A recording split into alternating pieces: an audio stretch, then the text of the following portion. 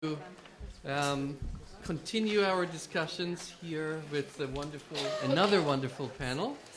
I think what I'll do, I'll introduce each speaker briefly before he or she gets up, and we were told it's better to speak from the podium also for the purpose of the video, the filming which is done. First, and we go in the order of, well, I don't know if it's left to right in terms of the religious pluralism scene. I don't know if reform or secularism should come first, but I think we just stick with the order. And we have heard a lot about pluralism in Israel in the last session, which was pluralism in the larger scene, including Jewish and non-Jewish religions in Israel. We will talk now about maybe what we should call Jewish religions or differences within the Jewish religion, however you prefer it. First speaker is my dear friend and colleague, Michael Meyer. For many, many years, he has been the Adolf S. Ochs Professor of Jewish History, now emeritus. That's new, I have to remember that. At Hebrew Union College in Cincinnati. He has taught at many other places, including regular teaching notes at the Hebrew University in Jerusalem. I'm sure many of you know at least some of his books. He wrote what is considered the history of the Reform movement in Judaism, and his classic, I think 1969, The Origins of the Modern Jew. Still a book I always love to use in my class, as some of my students who just walk in might remember, on the Haskalah, and including the Haskalah, the beginnings also of the Reform movement, Wissenschaft des Judentums. He is also my predecessor, actually, as the international president of the Leo Baeck Institute, but I won't keep much of my time. I could go on for a long period. Michael will speak about the reform movement in Israel. And may I mention, or were you intending to mention that it's also part of family history? Yes. Michael Meyer's son is a reform rabbi in Israel, and his wife Margie, who's here, is a reform rabbi in the United States. So, and I'm not. You're teaching all the reform rabbis. Thank you, Mark.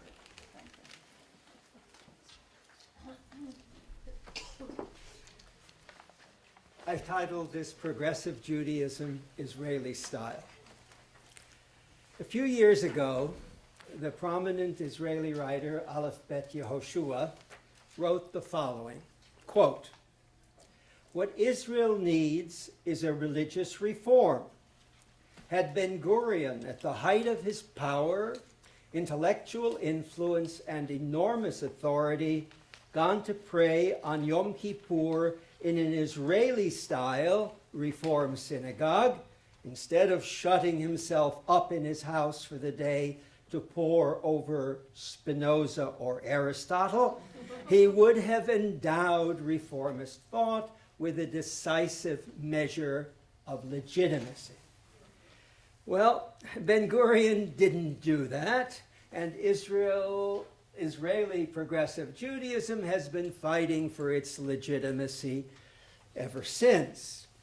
I'd like to give a brief presentation here in 15 minutes with regard to the nature of the movement and conclude with why I think it does contribute to the subject of this conference, namely the Jewishness of the State of Israel in its own particular way. But let me begin then very briefly with the history. The first phase of progressive Judaism in Israel came in consequence of the immigration of German Jews fleeing the Nazis during the 1930s. Small congregations based on the German model, that is, say, Sulzer's music, Lewandowski's music, men and women sitting separately but no mechitza. Those were established in Tel Aviv, in Haifa, and in Jerusalem. The most lasting of the institutions, still in existence today, was the congregation in Haifa, and particularly the Leo Baeck School, founded by Rabbi Max, later Meir Elk. In Jerusalem, a congregation that was more on the traditional side was established, but is interesting because of the intellectuals that it drew, including such individuals as the professor of philosophy Hugo Bergmann, the educator Ernst Simon, and even occasionally Shai Agnon and Elsa Lasker-Schuler would come to services at Congregation Emet Ve'emunah. But then comes a hiatus until the late 1950s, when in the city of Jerusalem, a number of German Jewish immigrants, notably Shalom ben Chorin, established a congregation called Har El. From there, we have a proliferation of congregations and other institutions associated with the World Union for Progressive Judaism down to the present time. So what are the statistics? Well, there are about 35 Reform congregations belonging specifically to what is called Yahadut Mitkademet, the Israeli Progressive Reform, and at least that number of conservative congregations. They call themselves Yahadut Masortit, literally traditional Judaism. The largest of the Reform congregations is Beit Daniel in Tel Aviv, but there are small ones as well, from Nehariya in the north all the way down to two Reform kibbutzim in the Arava, Yahel and Lotan. Some additional ones spring up for the high holidays. Notably, to the best of my knowledge, there is no Reform congregation in the West Bank. There are 50 kindergartens, and there are 8 schools that are part of what is called the Tali system. Tali is short for Tigboret Limudei Yahadut. There is a youth movement called Nor Telem. Telem is short for Tnu'a Yahadut Mitkademet. There are about 100 rabbis, many of them trained at the branch of the Hebrew Union College in Jerusalem. Next topic, discrimination, a word which I understand was not mentioned in the last session. Well, I can certainly mention it here because it's very appropriate. There has been a lot of it. There are certain disabilities under which Reform rabbis in Israel suffer. Only Orthodox rabbis can be military chaplains. Only weddings conducted by Orthodox rabbis can be registered. Reform conversions conducted in Israel, though done fully according to Jewish law, according to halakha, are not recognized by the chief rabbinate. And there are and have been periodic acts of vandalism against Reform synagogues. But I have to say, in recent years, the situation has at least somewhat improved. In 2007, for the first time, the Israeli state funded some land for Reform congregations and a few buildings for Reform synagogues. And only 2 years ago, in 2012, the state funded 15 non-Orthodox rabbis. So there is that improvement. So what is an Israeli religious service like? First of all, fully egalitarian. There are women rabbis who have been ordained at the branch in Jerusalem. The service includes mention of the imahot, of the matriarchs, the prayer book called Ha'avodah Shebalev, the service of the heart,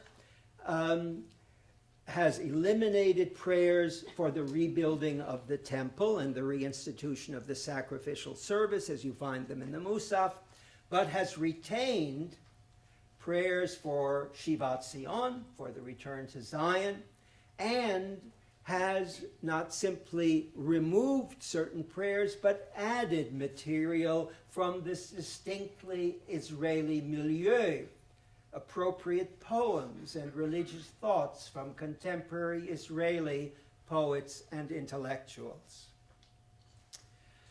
What has very much characterized Reform Judaism Israeli style, as it has in the diaspora also, but in its particular Israeli context, is the dedication to social justice. And this in 2 respects. One, through political activity, as carried out by IRAC, which in English is the Israel Religious Action Center, currently called in Hebrew Hamerkaz HaReformi Ledat Umedina. It deals with issues of injustice in Israeli society and is not simply a defense organization for the reform movement. It deals with the courts on issues of discrimination against women, against new immigrants, against Israeli Arabs. This is the central manifestation of the movement's commitment to tzedek chavrati, to social justice.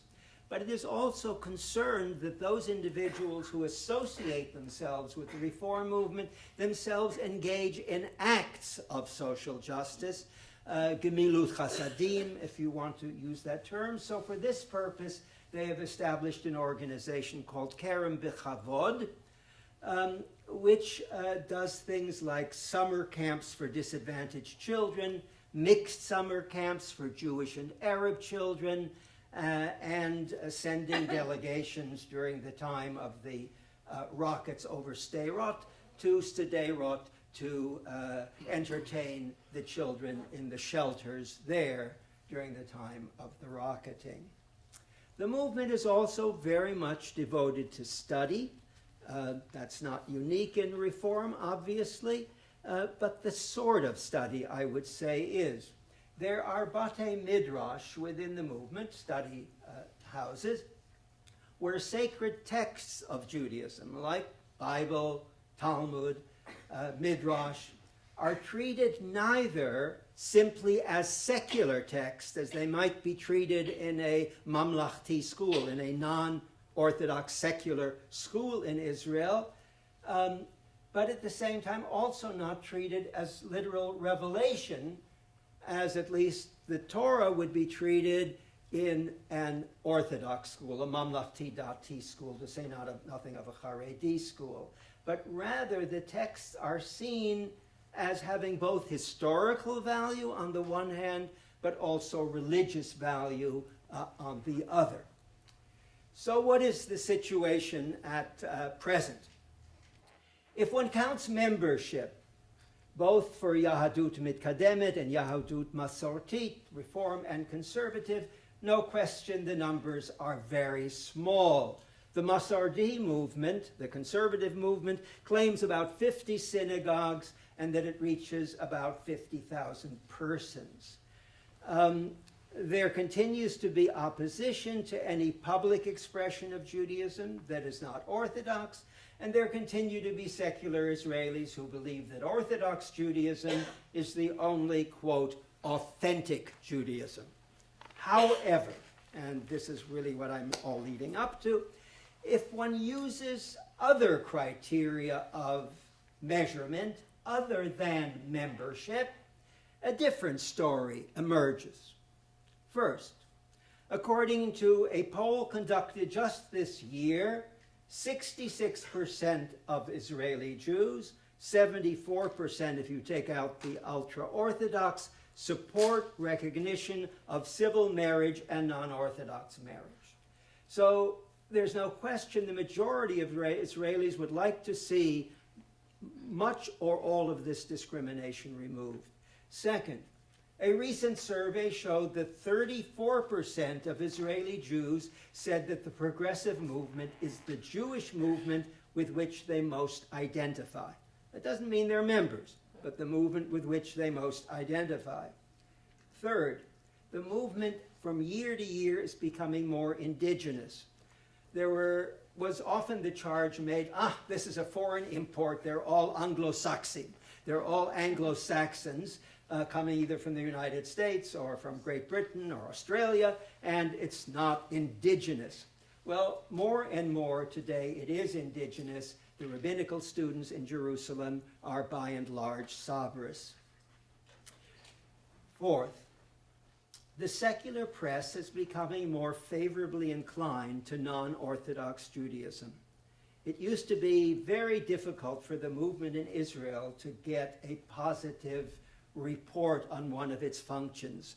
without something snide being tossed in, even in liberal newspapers like Haaretz. That is, I believe, changing. Fifth, while few secular Israelis are becoming members of Reform or conservative synagogues, a far larger number now participates in the movement in other ways. For example,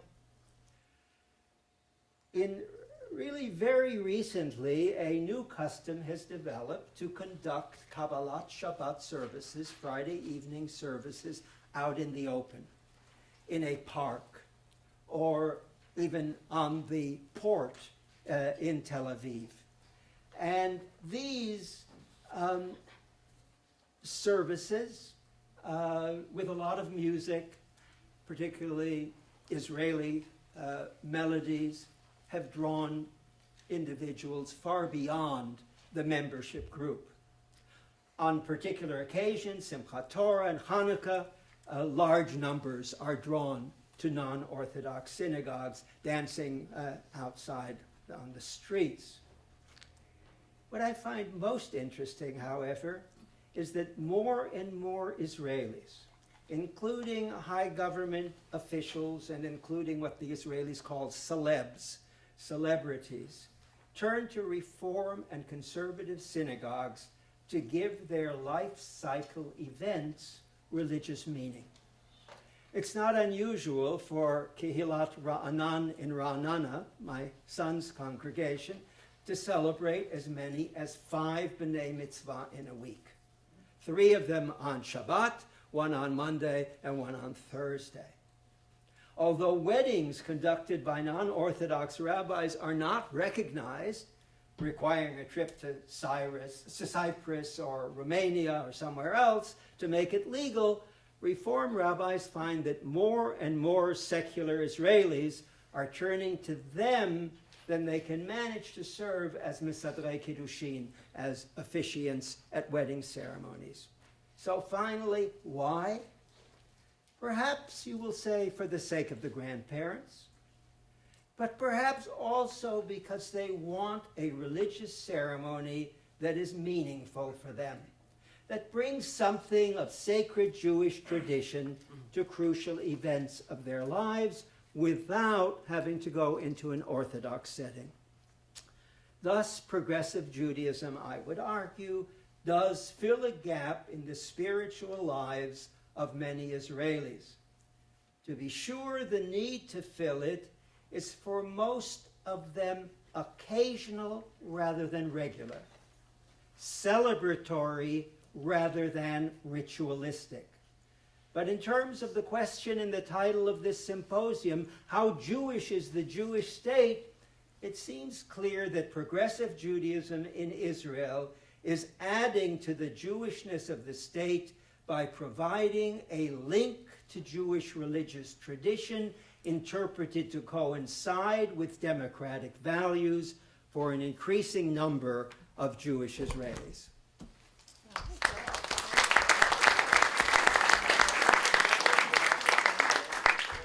Thank you, Michael. Our next speaker is Fania Salzberger. She is a professor at the University of Haifa, where she also directs the Posen Center for Political Thought at the Faculty of Law. She also held many other positions. Among others, she spent a few years in Melbourne at Monash University teaching on Israel. She is, I think, what we might call a public intellectual, not only in Israel, but also in the English-speaking world and also in the German-speaking world by now, with a lot of articles in papers. And the first person to write a book on Israelis in Berlin before they even arrived there in masses. So they might have come because of your book. She is also the co-editor with Yedidia Stern of a very important collection with connection to our topic here, a book that just came out called The Israeli Nation State, with many essays really relating to these issues, and together with other books you can actually purchase it outside. Also, I should say, I hope I'm not embarrassing you, we couldn't think of a better thing of any better event for her to spend her birthday than organizing a conference on her birthday today. So, happy birthday, and you still get only 15 minutes, even on your birthday. I was hoping for a bonus. Thank you very much, Michael. Hi to everyone. It's great to be back here in Washington at American University, fondly recalled from last year's conference. But I only have 15 minutes. Let me get on with it.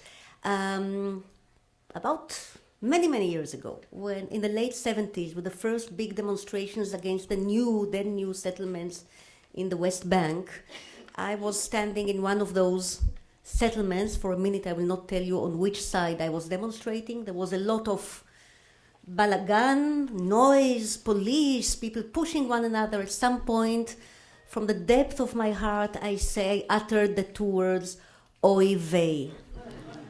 Now, next to me was standing a guy whose affiliation was pretty clear because he was wearing a semi-military coat, toting an Uzi submachine gun, long rabbinical beard, and a kippah on his head. And he looked at me and said, "Lady, I don't know if you are left or right, but one thing I know, you are Jewish." Now, mind you, I being a kibbutznik, a young kibbutznik at that time, was wearing shorts, which is the natural attire of young kibbutzniks, and a sleeveless t-shirt, so he couldn't have mistaken me for a religious Jew, nor am I quite sure about his attitude towards national Judaism of the kind that Theodor Herzl advocated. But what he thought that he and I had in common, I believe, was what I can now term oy vey Judaism. So he was indicating a cousinhood, which I think was quite interesting. I might return to it at the end. Speaking of Theodor Herzl, now this is a wonderful conference, and I'm really happy to be part of it, but I do take great issue, with the photo chosen for the web page and the brochure of this conference, which shows a rabbi reaching out to a soldier in uniform, apparently very Israeli. Michael, believe me, Theodor Herzl is turning in his grave for the choice, which is, by the way, a very typical choice, Israel photos. If you Google Israel, Google images, you will see rabbis, Haredim mostly, and soldiers. This is not what Herzl had in mind when he wrote in his programmatic work Der Judenstaat, which translates as, not as the Jewish state, mind you, as the state of the Jews. He wrote that in the future utopian state of the Jews, the wonderful New Jerusalem, the rabbis will remain in their synagogues and the soldiers in their barracks. And this is a direct quote. Neither of them are supposed to influence the public sphere of Herzl's imagined Jewish state. The same sentiment echoes in his futuristic novel Alt Neuland. So Herzl would have been happy with many other aspects of the conference, but not with a depiction of Israel, which is such a cliché now in the media and elsewhere, via its Haredim and its military men. There are other ways of depicting Israel. I personally hail and culturally hail from the early founders of Zionism and the Yishuv and the state of Israel, the leading majority of whom were self-declared and very self-conscious Chilonim. Not all of them. I don't want to play down the influence of the religious founding fathers and mothers of Zionism. But I think it is broadly agreed that the main leaders, both political, diplomatic, spiritual, cultural, literary of the early Zionist movement and the early years of the State of Israel were Chilonim, and let me say something about the semantics of the term Chilonim. Usually translated as secular, it's not an easy term to translate because Chiloni or Chilonim hails from the Hebrew word chol and its Aramaic version chulin, and it was originally a religious lexical term. It came from the religious lexicon because chol is basically the space or time which is not holy, but still part of the Jewish calendar, still part of the Jewish space. So the weekdays are whole as opposed to the holiness of Sabbath. Everyday business is chulin as opposed to the holiness of the hours and places of prayer and devotion. By the way, the English term secular also hails from the medieval saeculum, the Latin saeculum, which means this earthly, this worldly, but still pertained in the Middle Ages. When you spoke about secular clergy, it wasn't that the clergy was non-believing, but it was as opposed to regular clergy, meaning monks and nuns. So both secular and chiloni come from a religious lexicon, but of course in modern Hebrew, ever since the Haskalah of the 19th century, the beginning of Zionism, it was cut out of the religious lexicon and applied to something which is far deeper than mere atheism, far deeper than mere irreligiosity.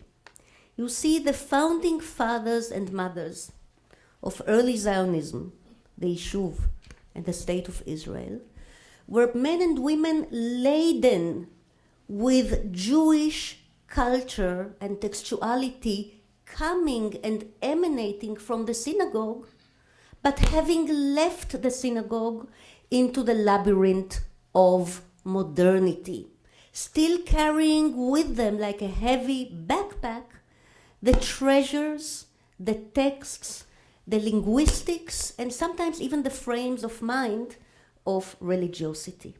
And this is why the spectrum of the early Zionist founders was all the way from religiosity to a kind of a metaphoric, messianic religiosity of early Zionism, and towards a more assertive irreligiosity, which was still rich with Jewish culture.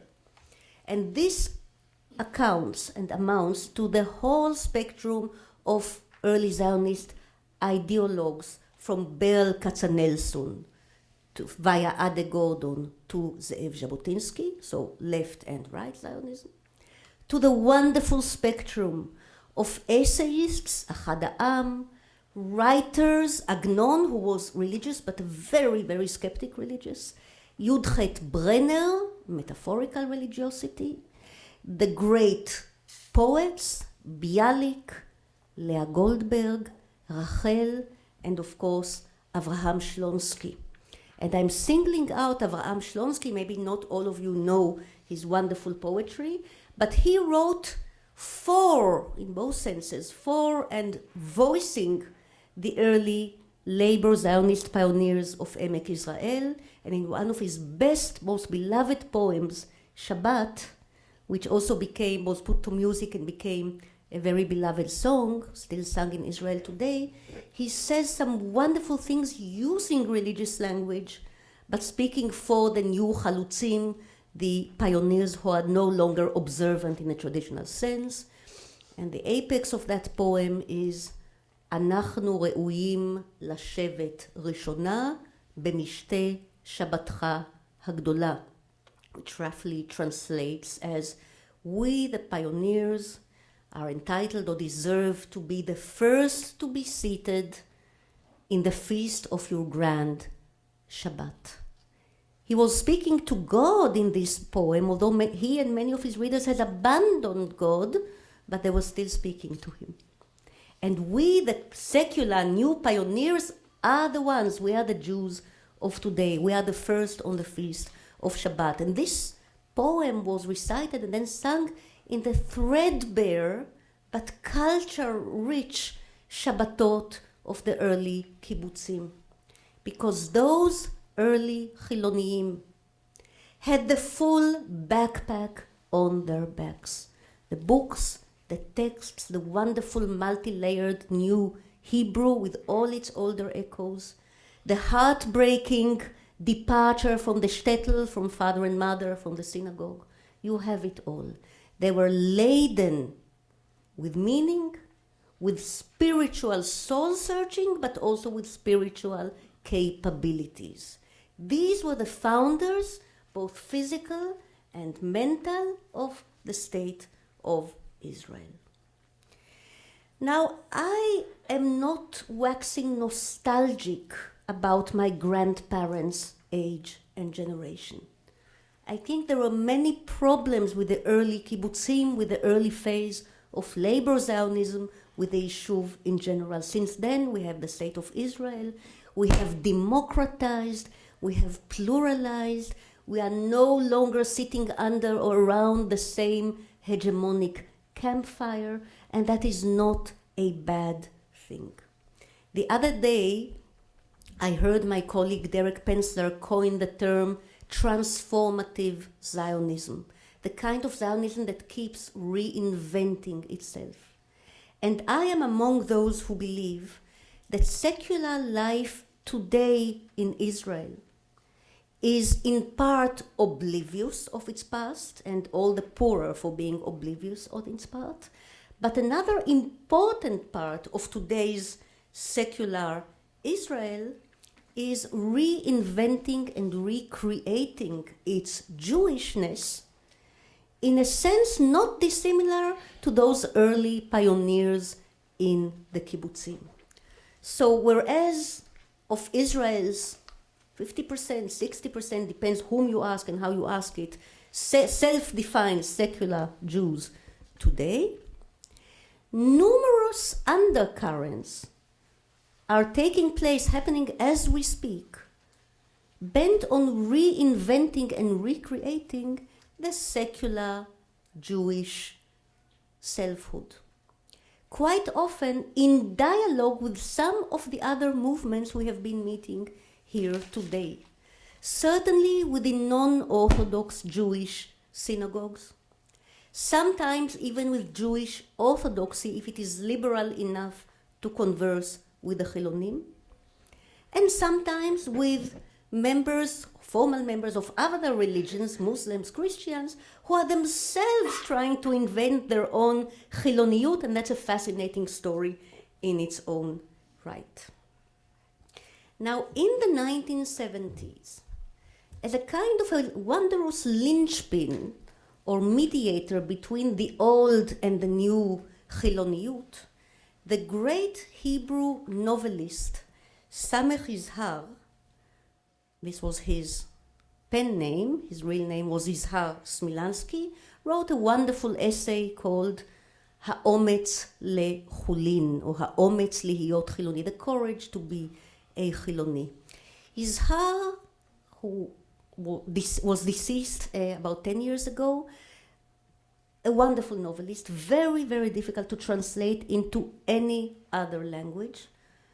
I would say, and I'm not alone in saying, that if any other modern Hebrew writer deserved the Nobel Prize in Literature alongside Shmuel Yosef Agnon, that would be Samech Yizhar.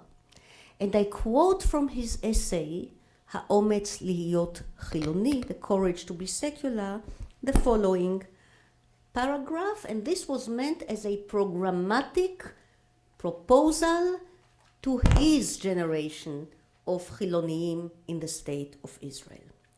Secularism, he wrote, is not permissiveness, nor is it lawless chaos. It does not reject tradition, and it does not turn its back on culture, its impact, and its successes. Such accusations are little more than cheap demagoguery.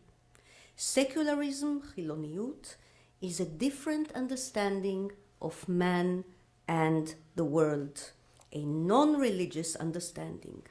Man may very well feel the need from time to time to search for God. The nature of that search is unimportant. There are no ready-made answers or ready-made indulgences, pre-packaged and ready to use. And the answers themselves are traps. Give up your freedom in order to gain tranquility. God's name is tranquility. But the tranquility will dissipate and the freedom will be wasted. What then? Unquote. This is Yizhar. And we put this passage at the very beginning of my co-authored book, Jews and Words, in order to show something about the Jewish secular soul. It is a soul that loves questions better than answers. So Izhar's legacy to my generation of Chilonim in Israel was not just this eternal, disquiet search for meaning, it is part of the legacy, but also what Izhar himself exemplified so lavishly, the huge treasure trove of Jewish texts awaiting for us, putting itself at our disposal too. For the Tanakh does not belong only to the national religious, and the Talmud does not belong only to the ultra-Orthodox. It all belongs to us too, alongside Aristotle and Spinoza, who have just been mentioned. This kind of self-conscious Chiloniyut, self-conscious secularism is not dead in Israel. It is alive and kicking in dozens of Batei Midrash Chilonim, study groups, universities, readerships, and indeed kibbutzim as well, to this very day. Youth movements, you name it, and some of the better schools. I will conclude, Michael, with your permission, I will use my last 4 minutes. It's your birthday, okay. To wrap up, incorporating a few notes about things that have been said before in previous panels. First of all, the demography that Yedidia has mentioned in his talk this morning. The demography is interesting. The huge rise anticipated in the Haredi population, perhaps a gradual diminishing of the Chiloni population in Israel, but Jewish demographics is always full of surprises. It has never been static, sometimes tragically so, and sometimes intriguingly so. I think that many of those young Haredi children are bound to find tremendous interest in crossing the Rubicon, if you call that, to the little stream of Yarkon, or Ayalon, between Bnei Brak and Tel Aviv, and conversing with Chiloniim, perhaps even more with Chiloniim than with the middle group of traditionalists or national religious. I would also say, since we've talked about so many warring factions and tribes in Israeli society today, that it is very important to note that not every group in Israeli society is warring, fighting for itself alone. This is not a mosaic of partisans alone. We are also reaching out and fighting other people's good fights. So the way Yedidia is reaching out, not reaching out, but part of the liberal public in Israel, the way Amal, who spoke so beautifully before lunch, has been working with women's groups and feminists throughout Israeli society, not just for Bedouin women. Many groups are conversing across the line in the most fascinating manner. There are many rebel individuals in the different groups, and other groups are reaching out to those rebel individuals. The internet, nobody has mentioned the internet yet. It deserves a panel or perhaps a conference in its own right. The internet is bringing down walls more successfully than any previous generation of technology or rebellion. The internet has infiltrated into the depth of ultra-Orthodox society and is challenging it from within, especially its women, especially its younger generation. We are yet to see the outcome of this ongoing, fascinating process. Going back and wrapping up to my initial anecdote, I am not sure that the kind of Jewish sympathy or sense of cousinhood that was pronounced by the guy standing next to me in that demonstration, which I call the Oy Vey Judaism, I'm not sure it suffices to keep our civil society together. But I would invite you to take note of the fact that in the last 120 years of the Jewish bid for sovereignty and the Jewish sovereignty, in those last 120 years, the number of Jews killed by Jews on political grounds has been less than 50. I would even say less than 40, and I'm including all those well-remembered, shocking cases, which are shocking and well-remembered because there were so few of them. Arlozorov, possibly, Yaakov Dehan, a few killings during the era of the underground movements before 48, and of course Emil Grünzweig and Yitzhak Rabin. We can count them on a couple of hands, not more than that. Jews are in the habit of screaming at one another, of wishing strange death upon each other, but they are not in the habit, thank God for that, of actually doing physical harm to one another. And I think the kind of the Chiloni line into which I was born and in which I'm trying to raise my kids, which is also conversing with universal global values and dialoguing with almost any other part of Israeli society, is bound to remain and to grow as long as it remains textual, creative, and curious. Thank you very much.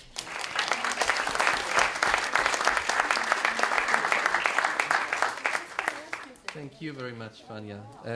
Maybe just one sentence, not in defense, but in response to the picture.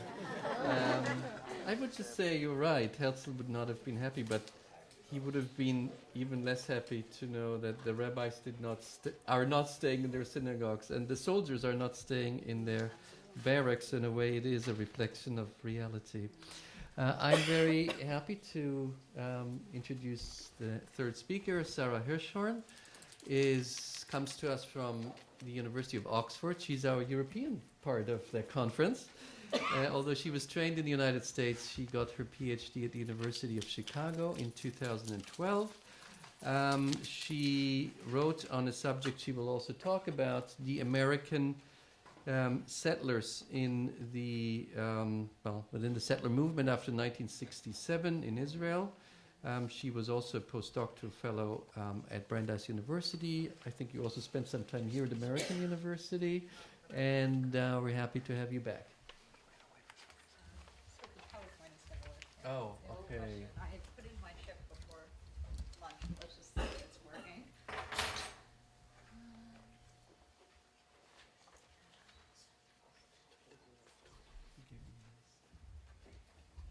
Okay, I think we're good to go.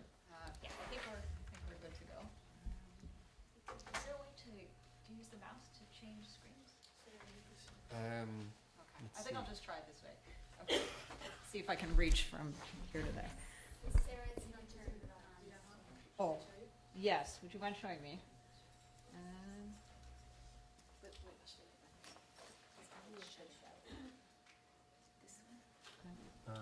Thank you. Sorry about that. I'm not. It's better, huh? Should we sit just there? Okay, I think we're good to go. Anyhow, I don't want to spend too much time, but I do want to thank Michael and Laura for inviting me here today. It's really an honor to be here. And a disclaimer that I'm an historian and not a sociologist of religion, so perhaps will lack some nuance in terminology for those who come from that background. But I wanted to talk a little bit about how I see religion amongst the American settler population in the occupied territories. But really, this story, as we'll see here, is. Go to the very end and make it bigger.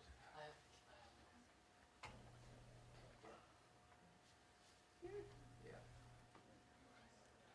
That's it. Okay. All right. What I really want to say was that this story, as you can say, is what Kevin Avro, who wrote a really excellent book called American Immigrants in Israel, Social Identities and Change, said that this is a story that's half about Jewishness in the United States, in contemporary America, and half about Americanness in contemporary Israel. So we're talking about the attitudes toward and the mobilization of religion, especially these biblical commandments and religio-political imperatives to live in the whole of the land of Israel. It's very much reflective of this dichotomy of being half on one continent and half on another. And this is part of my larger project, which is my forthcoming book called City on a Hilltop, American Jews in the Israeli Settler Movement since 1967, that very much begins in the United States with a demographic profile that I'm going to speak of a bit today, and moves into the Israeli context of the historical narrative and discourse analysis. So these are people who are bringing both themselves and their values from one continent to another. And this is very much influential, their view and how they mobilize religion in both the American and the Israeli context. Sociologist Gerald Berman said the question of why people migrate is not so easily distinguishable from who migrates. So in that sense, I think we need to talk a little bit about a demographic profile of Jewish American immigrants in the occupied territories, and try and understand both how they relate to the American Jewish population in the United States, those who never left America, never came to Israel, and also to other American Jews that have chosen not to settle in the occupied territories. So there's certainly some overlaps between these communities, but also some discontinuities that are quite important. We can talk a little bit more in the questions and answers about problems with data in researching this group, but I'll try and provide you the most comprehensive analysis possible based on the data that we have available. I should say that I'm primarily focusing on the generation of Jewish American immigrants who moved to the occupied territories after the 1967 war. So this is a first generation of group, and there's certainly been changes in the demographic profile over time that we can talk about a little bit more as well. So just to give you a bit of an overview of what some statistical data. Uh-oh, why are my slides not showing up in the...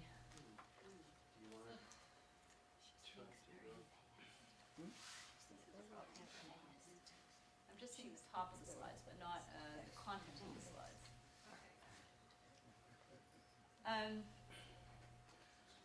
Well, in the meantime, I'll tell you a little bit more about it while we try and fix some of these technical issues. I wanted to talk a little bit about the role of what these immigrants described as Jewishness in the United States before they moved to Israel. Typically, the literature on immigration deals with what is called the push-pull dynamic. That people are either the traditional rubrics of migration deal with the push from the country of origin due to exigent circumstances like war or famine or political oppression, which is certainly not the case for most Jewish American immigrants to Israel. So classically, they've been characterized as migrants of pull, those who are drawn to their a new continent, into a new community by choice, and also by feelings of some kind of ideological or social thank you, sorry about that, ideological and social identification with their new host country. But I would argue that this push-pull dynamic really simplifies the case of Jewish American immigration to Israel, and certainly for that subsector of Jewish American immigration to Israel that moved to the occupied territories, in the sense that they both sense a push and the inability to fulfill their longings for full participation in Jewishness in the United States, as well as their pull to Israel, and specifically for this community to the occupied territories, to fulfill the mitzvah or the commandment to live in the whole of the land of Israel. So this traditional typology of migration sort of simplifies a more complex dynamic that we have at play. And the role of Jewishness in the United States, and their views of this, and the insufficiency in there should have been their slides, unless it didn't load completely, because there are slides that go with each one of those titles. Yeah, I have it on my flash drive. Should we try and... In the meantime, I'll keep talking. In the meantime, I apologize for this. Yeah, you can see the images on the side. I'm not sure whether or not they're not... it's the first one. Oh, no, I'm sorry. It's the second one. It's the PowerPoint presentation. In the meantime, I'll keep talking while they're working on this. So to say that, I'm just going to put up some few slides about some data related to how the Jewishness and the levels of observance of these migrants to Israel. Unfortunately, Calvin Goldsteiner, I believe, left, and perhaps that's a good thing, because I'm trying very heavily on the data from his study in 1969, looking at the first generation of Jewish American migrants to Israel after the 1967 war, and comparing it against the contemporaneous National Jewish Survey of 1971, and later surveys about Jewish American migration to the occupied territories in 1984. So unfortunately, we don't have a huge amount of data available, but I'll try and illustrate some of the claims that I'm going to make. The first is about the denominational affiliation. I think it's still not popping up, but I'll walk you through it the best I can without these tables and graphs. The first was to say that denominational affiliation amongst Jewish American immigrants to Israel was perhaps not what we think of today. that it was split about 50-50 between Orthodox Jews and those who self-identified as conservative and Reform Jews. But the most important message to relate was that over 3/4 of them self-identified as religious, 13% which described themselves as very religious, and 25% rejected secularism altogether, if these terms were perhaps somewhat unclear in the way the survey was conducted. Many considered their family home to be a religious atmosphere. Over 86% said so, with over 23% identifying the family home as very religious. Another study by Antonovsky and Katz, the same time period, found that 75% self-identified as strongly Jewish, 60% grew up in observant homes, and in years prior to immigration, 71% of their friends were Jewish. 71% said that all of their friends were Jewish. When we compare this to the population in the United States, the contemporaneous population in the United States is very different between the group that stayed in America and those that moved to Israel. Over 70% self-identified as either conservative or reform, with only 11.4% identifying as Orthodox. Far less had a strong family background or familial and friendship ties with other Jews. Similarly, those Jewish Americans that chose to immigrate to Israel had high levels of Jewish education. Over 85% had some, either at the primary or secondary level, and were engaged in various patterns of observance, including high rates of synagogue attendance and keeping Jewish dietary laws. Comparison to the 1971 population in the United States over the time, at least 25% said they had never attended synagogue at all, and less than 25% kept kosher. It was very different. Similarly, Jewish American migrants to Israel had high levels of participation in Zionist youth movements. Antonovsky and Katz found that over 70% were actively engaged in some kind of Jewish organization. At least 60% were members of a Zionist youth group, and 39% were enrolled in Zionist youth movements that promoted immigration to Israel. This, of course, also stands in contrast to those immigrants that stayed in the United States. And this data has changed somewhat over time. We see far more immigrants that self-identify as Orthodox, at least 54%. Today, somewhere between 54 and 63% self-identify as Orthodox. The rest is somewhat religiously observant, whatever that means, and have somewhat different patterns of other kinds of demographic patterns related to education and occupational status and other issues that we don't need to get into. Now, when we compare the data of those Jewish American immigrants that immigrated to Israel and that specific subgroup that immigrated to the occupied territories, we see some continuities but also important changes. The first is in regards to denominational affiliation. More Orthodox and less conservative and Reform Jews, though actually far less Orthodox Jews than we would actually have thought. So somewhat in the first generation of Jewish American immigrants to Israel, you see somewhere hovering between 50 and 60% Orthodox Jews, but certainly not anywhere nearly as many as we might think of today. Okay, that's okay. Similarly, in terms of Jewish education, almost universal Jewish education, often into the secondary school level, so kind of yeshiva high school, so far more Jewish education than the average American Jew, and high rates of participation in youth movements, although perhaps less than we would think of in those associated with revisionist Zionist movements like Beitar, far less than is popularly considered. But above all, those Jewish American immigrants that came to Israel after the 1967 war, and especially that subgroup that moved to the occupied territories, identified Jewishness as the core motivation for their decision to immigrate to Israel.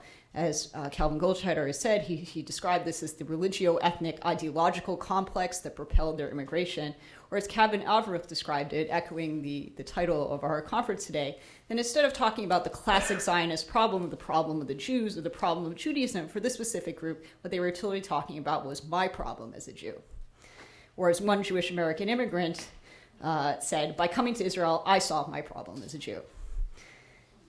Lastly, as Harry Jewis summarized, if the motives for coming to Israel, this population, were to be summed up in one word, it would be unquestionably Jewishness. Now, the story changes somewhat when in the move to Israel, and once we reach the other side of this divide between the United States and Israel, the consideration changes significantly. Unfortunately, I'm not quite sure what's happening here, that none of the slides have loaded, so I'm just going to do without. But I was hoping to show you some pictures of some settlements that are typically associated with Jewish American immigrants, those of Efrat and Tekoa, and others in what is known as the Gush Etzion region of the West Bank and the occupied territories. For the most part, these communities are populated by high levels of Jewish American immigrants to Israel after the 1967 war, some in their origins upwards of 90%. Today, they're probably somewhat less. We think that probably about a place like Efrat, about 40% of today's population are American. And these communities have tended to be more open and pluralistic religiously within the settlement gates, a mixture often of religious and secular, and more progressive religious visions. For example, Rabbi Riskin in Efrat has been a notable figure in progressive Orthodox thought in the last few decades.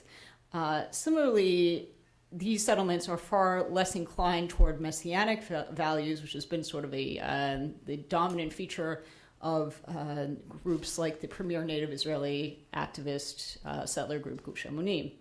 But what we find is while they're more religiously progressive in some sense, this does not necessarily go hand in hand with political progressiveness. And this is the question of how this group of immigrants has mobilized their liberal background growing up in the United States and applied it to the illiberal settlement project. And we're turning to what Avruch said earlier, that about half of this story being about Jewishness in contemporary America, and the other half being about Americanness in contemporary Israel. I'd like to switch to that second part of the talk in a discourse analysis about what this Americanness means now in the Israeli context. So we often see amongst Jewish American immigrants to Israel is they've found ways to harmonize universal and particularistic values and have applied both their liberal backgrounds and ideology and tactics from their participation, their high levels of participation within the civil rights movement, the anti-Vietnam struggle, and other classic social movements of the 1960s and 1970s to their project in the occupied territories. And interestingly, they still consider to see liberalism as a core part of their identity and see it, they're mobilizing it in service of their religio-political philosophy to live in the whole land of Israel and to further their participation within the settlement project. Like I said, they found ways to harmonize universal and particularist values, especially in their public relations campaign that I would say, is scripture and a soundbite, or public relations and prophecy all mixed together. And certainly continue to see themselves as true radicals where their contemporaries in the United States settled into more quiet suburban lives. And the reason that this is possible is because once they have reached their destination in Israel, some of their anxieties about Jewishness that they found in the American context are no longer applicable. As Avruch said, the disdain and fear of Levantinization by Olim make possible the reconstruction and reevaluation of the American components of their social identities in Israel. The Olah's identity as an American is no longer a danger to his identity as a Jew. In this way, when the Olah speaks of skills or contributions he can bring or make as an American, and when he rails against Israeli Levantinization, he uses his identity as an American in the service of his identity as a Jew. And we see this very much applicable to their role within the Israeli settler movement. For example, as one Gush Emunim activist said, "Why do I join? Why do so many Americans join? Because Americans have a sense of independence. And independence gives a person the courage to move, to act, that the person without independence lacks. So the American Dati has both of these factors, faith and the ability to act, the function within him and for him. They move him along. With Gush, we'll move the country along." And I just want to see if I can find one quotation, if I can take it out of the PowerPoint that I'd hoped to read to you, the final quotation that I was hoping I might read to you.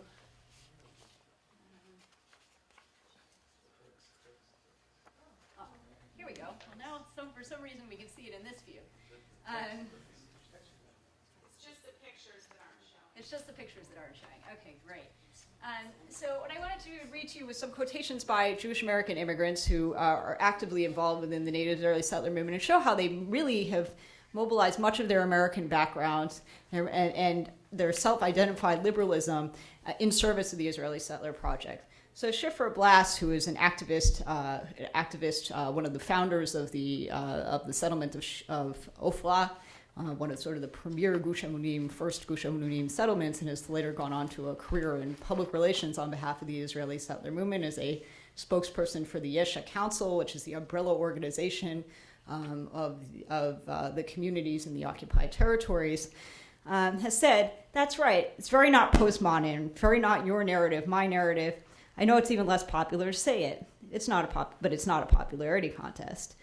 But Jewish values are universal values. What's good for the Jews is really good for everyone else. This is where we clash with people who don't want us to be doing what we're doing. I think because we want to start with a different understanding of what is the state of Israel and what does it mean to the world. As I say, I think it means an opportunity, a place and a time where one can apply the great ideals of goodness, justice, and everything on a national level. So for her, the cognitive dissonance between her liberal values and the illiberal project in the occupied territories have been squared by equating universalism and particularism in the sense of applying the great ideals to the Israeli settler project is actually really the apotheosis of her of her liberalism. Similarly, she mobilizes the discourse of rights on behalf of the Israeli settler movement. And oftentimes I found in my interviews that there was very often reference to the civil rights to live in the whole of the land of Israel, my political rights to live wherever I want, my ability to defend myself in service of my nation that comes straight from the American liberal tradition. So as she said, it was outrageous in terms of human rights to not be able to settle across the occupied territories. It's so dissonant to what we know is right. Could they really say because you're a Jew? It seems to us something that goes against everything we know about liberal values. Similarly, this was echoed by another American activist, Yechiel Leiter, who today lives in the settlement of Eli, and has been at various points in time a spokesperson for the Yesha Council, a candidate on behalf of Netanyahu's Likud party, has served as the Ministry of Finance, and various other high-level positions within and outside the Israeli government. So he said, when Martin Luther King was asked why he encouraged youth to participate in freedom marches and sit-ins in the civil rights movement, he made no apology. It's their future we are fighting for, he argued. The black struggle for civil rights and human decency was not a partisan battle of a special interest group. It was an all-encompassing struggle for justice and morality, which in its scope spanned race, color, and age. Similarly, our struggle to realize it in the full historic bond of the Jewish people of the land of Israel. So as you can see, there's really a great mobilization of American background, history, politics, identity, and discourse in service of the Israeli settlement project. And so I guess I just wanted to emphasize that here we see a journey from the United States to Israel where both a movement of people and ideas in service of the Israeli settler project and the intersection of Jewishness or religion with liberal values has come to fruition in this very interesting and unique discourse of Israeli American Jewish settlers.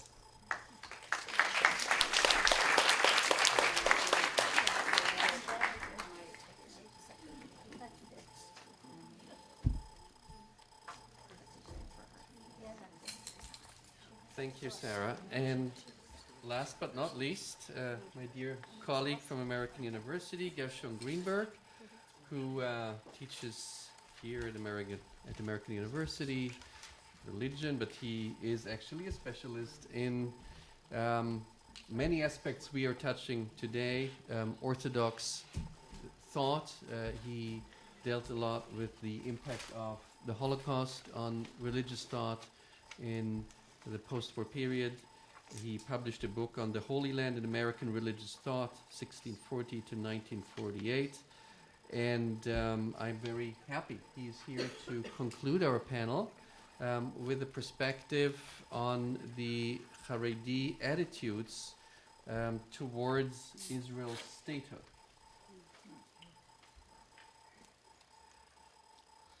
First, I'd like to add my expression of gratitude for those who put this conference together, and also recognize Professor Howard Wachtel, who is with us here today, who conceived and I would use the word created the Israel Studies program here. Howard, thank you very much. Second of all, I think I should make it clear that my work is in the history of Jewish religious thought, and I do not approach Haredi, ultra-Orthodox thinking, as an advocate or as a member of it. I deal with it as I dealt with Reform Jewish thinkers in my early work, or I deal with the secularism of my beloved teacher Eliezer Schweid. My talk does hook up to what Kimmy Kaplan said this morning in terms of the pluralism within Haredi Judaism in Israel. Okay, my contribution to the discussion is historical. It draws attention to the root of intra-Haredi tensions as they emerge out of the Holocaust. I will be following two lines of thought. First, the ingredients of a triad, namely Torah, which refers to the scripture, but also its interpretation over the generations by rabbinic thinkers, Torah, Holocaust, and statehood. Second, the relationship between historical reality and meta-history. Now, meta-history is myth, but in the sense of truth. It's a higher sequence. It's the sacred path from creation to revelation to redemption. First, though, for context, I'll say a word about religious nationalists coming out of the Holocaust. Their lines of argument, which emerged, included the following. First, the interwar flourishing of the land, as per the prophet Ezekiel 36:8, quote, "But ye, O mountains of Israel, you shall shoot forth your branches and yield your fruit to my people Israel, for they are at hand to come," close of quote, was a sign from God of the onset of redemption. Given redemption's imminence, the failure to come to the land en masse necessitated divine intervention. As in ancient times, the older males liberated from Egypt had internalized their slavery so deeply as to be unable to mount the courage to take the land of Canaan, and so God let their generation die off to allow a fresh and courageous generation arise. So now, the interwar generation, having failed to respond to the signs of redemption, with them, God brought the Holocaust to remove that generation and replace it. Second, Israel resided in its own sacred realm apart from the nations, and the nations harbored a pathological hatred for the Jews. The assimilation which came with the Enlightenment and secular Zionism detonated the hatred, which climaxed with the Holocaust. The people of Israel now had to separate themselves in their own land lest there be another catastrophe. Third, with the Holocaust, and unlike any previous catastrophe, Jews had no refuge other than the land of Israel. This was a sign from above that the people of Israel had to take the initiative to ascend en masse to restore the land. In the spirit of such religious nationalist thought, survivors in the German zone DP camps wrote that as the Torah protected the Jewish people, even through the Warsaw Ghetto and Treblinka, as the people sought to protect Torah, the people now must go to the land of Israel, the only space left to preserve it. Thus, for the religious nationalists, first, religious nationalist thinkers drew positive implications between the triad of Torah, Holocaust, and restoration towards statehood. The Holocaust meant that the land was Torah's only place. Second, on a structural level, they presumed that meta-historical, mythic content was congruent with space-time historical activity, namely in restoring the land. Now, Haredi views. For Haredi thinkers, the three elements of the triad, again, Torah, Holocaust, and statehood, did not imply one another. They were rather contingent or exclusive of one another. They differed about which contingency and which exclusivity. They all rejected congruence between myth and historical activity, although they differed among themselves about the alternatives, and I will explain. There are four streams that I speak of. One, I've entitled, "The State is a Demonic Endeavor." This goes back to the Maharal 1600 Netzach Yisrael, in which he wrote that a nation of Israel, chosen by God to possess his Torah, belonged to a realm beyond historical time and space, in which exile and redemption interconnected mysteriously, leaving exiled Israel estranged from the temporal world below. To enforce Israel's estrangement from the world below in the face of persecution, itself a byproduct of the alienation, God threatened to abandon the people should they turn to history and attempt to effect the exile-redemption relationship, whether through rebelling against the nations or massive aliyah. God also assured the people that he would never let the Gentile nations overly subjugate and oppress them on the other. This, of course, is from the famous tractate Ketuvot 111a. The motif of cosmic estrangement came to expression in the 20th century with Chaim Elazar Shapira of Munkach, Hungary in the 1930s. Until God brought redemption, Shapira maintained, the land of Israel, filled as it was with the divine presence, the Shekinah, was to be used solely for prayer and sacred study. By seeking to intervene in what was above, Zionists violated the principle and released satanic forces. Restoration of the land was demonic. Shlomo Zalman Ehrenreich of Shimliel Sylvania, who had eulogized Shapira, brought the motif into the Holocaust. He accused Zionists of allying themselves with Satan and of polluting the soul of the land. Redemption was for God alone, not for flesh and blood. God responded with fury through Hitler. During the weeks of his imprisonment in a nearby ghetto, shortly before he was murdered upon arrival in Auschwitz, Ehrenreich is said to have paced back and forth, "Nur die Rishoyim, die Zionim, haben uns hier gebracht." Only the evil Zionists, they brought us here. Following the Holocaust, Grand Rabbi Yoel Teitelbaum of Sandomir, Transylvania, having escaped Europe for America, emphasized that the land was to be used solely to lead a full life of Torah. And he called upon his supporters in America to strengthen the Yereim, those with awe before God, and the Haredim in the land. Instead, he protested, Zionists intervened in the transnatural relationship between dispersion and redemption. They violated the oaths of Ketuvot 111a, and God carried out his threat to abandon the people as, quote, the hinds and the deer of the field. Quote, in our generation, we need not seek into anything hidden for the crime which brought the Holocaust about.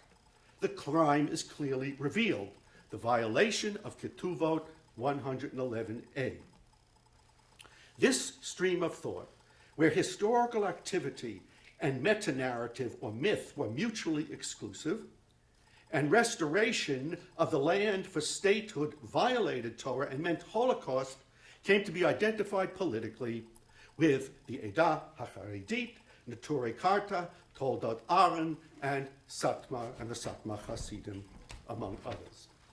The second stream within Haredi, I titled A State Without Torah Brings Holocaust. First, a definition. Da'at Torah refers to the wisdom of Torah as it constituted the very foundation of the world and also the essence of the Jew, such that everything one needed to know could be found in Scripture as interpreted by the rabbis over the generations. Insofar as the order of the universe was grounded in Torah, Torah's absence meant chaos, although the chaos necessarily functioned as an instrument for pushing Israel back to its Torah true self.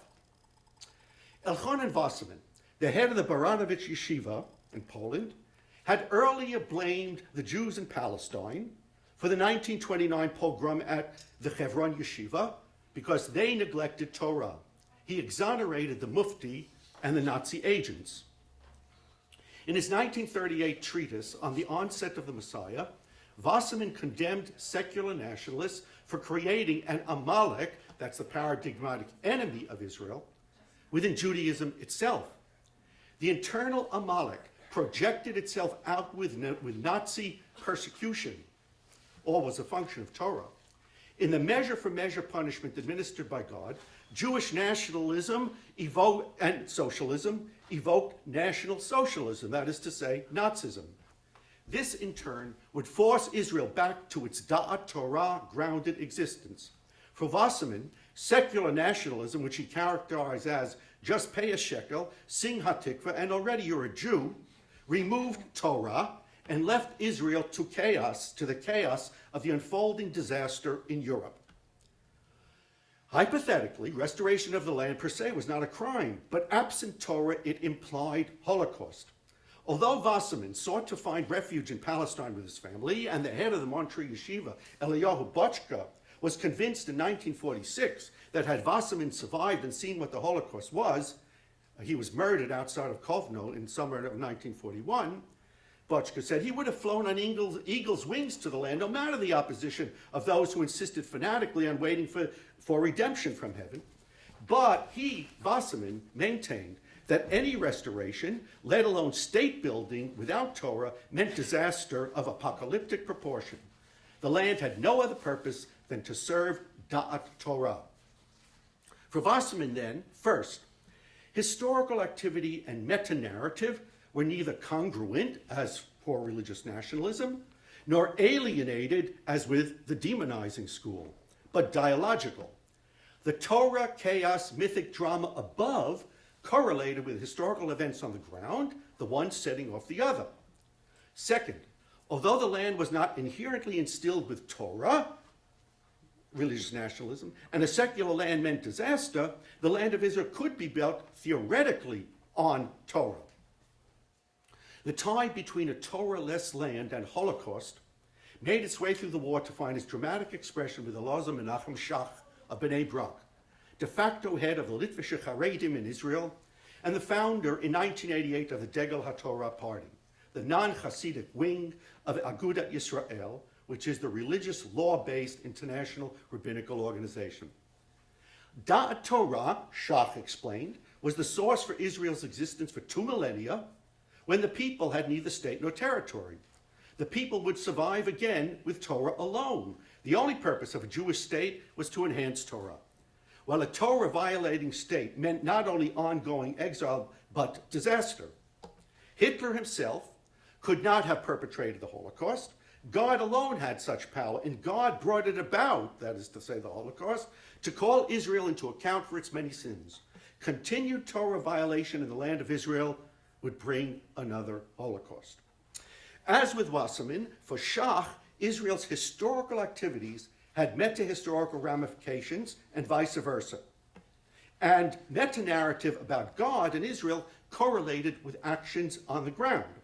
As to the triad, land and Torah were of themselves mutually exclusive, while a secularized state would bring another Holocaust.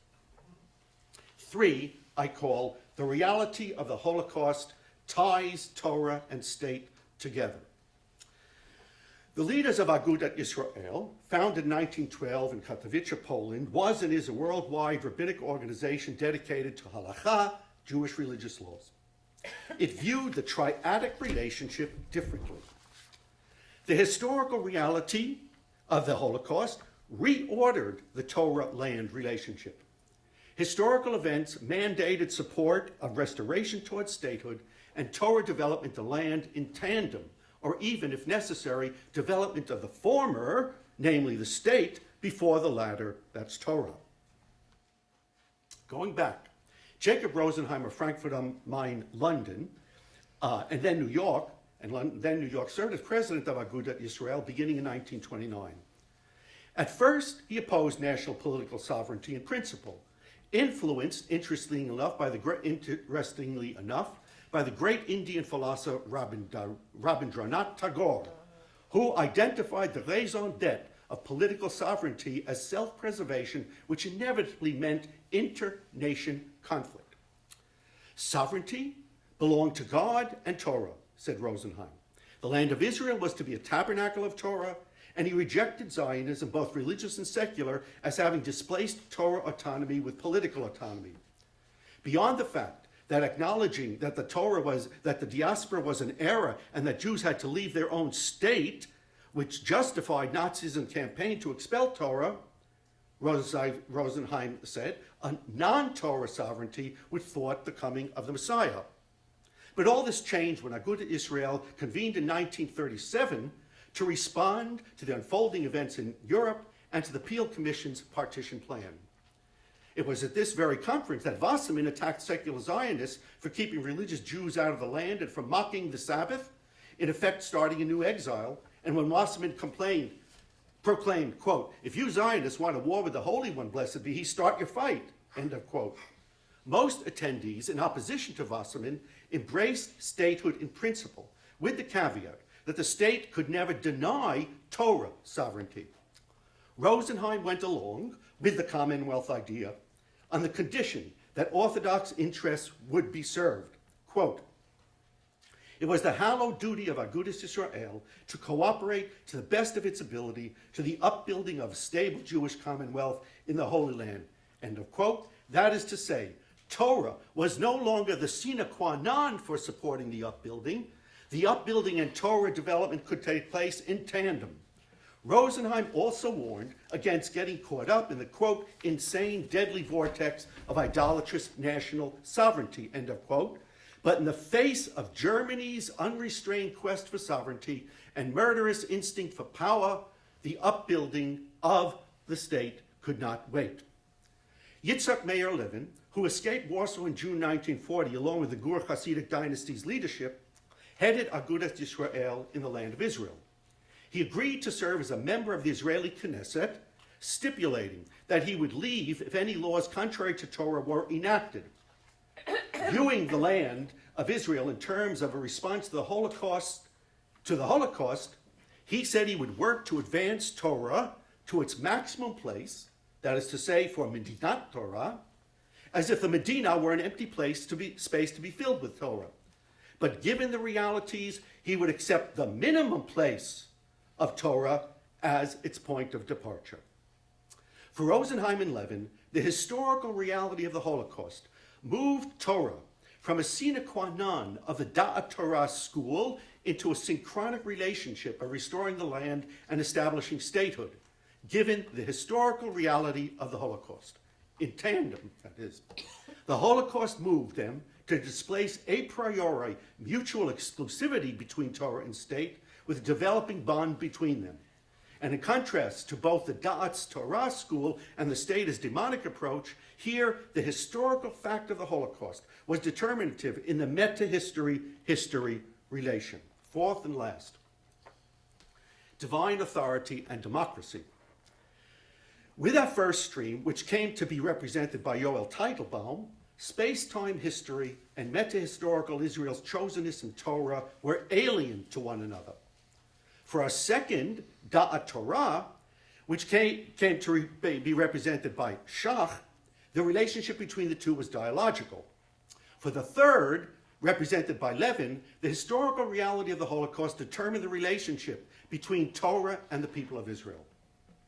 Isaac Breuer, who moved to Jerusalem from Frankfurt am Main in 1936 and founded the Poalei Agudat Yisrael movement, drew an opposition between historical and meta-historical reality. But then he looked to the land of Israel as an historical context for meta-history, where history could be transformed into meta-history. Specifically, the people of Israel, Breuer wrote, the nation of Torah, dwelled in a sacred meta-historical realm beyond the space and time of visible history. They were exiled to bring the rest of the world out of history, which was profaned, composed as it was of political sovereignties. Instead, beginning with the emancipation in Western Europe, the nation of Israel entered profane history, and just when political, humanly autonomous nationalism was turning to the extreme, based as it was on racism. The encounter ultimately proved catastrophic, that is the Holocaust.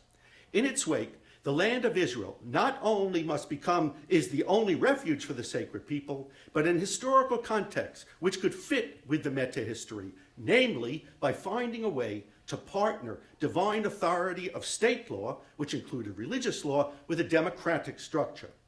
In terms of the triad, the Holocaust would serve as an impetus for reconciling Torah and statehood. And my conclusion.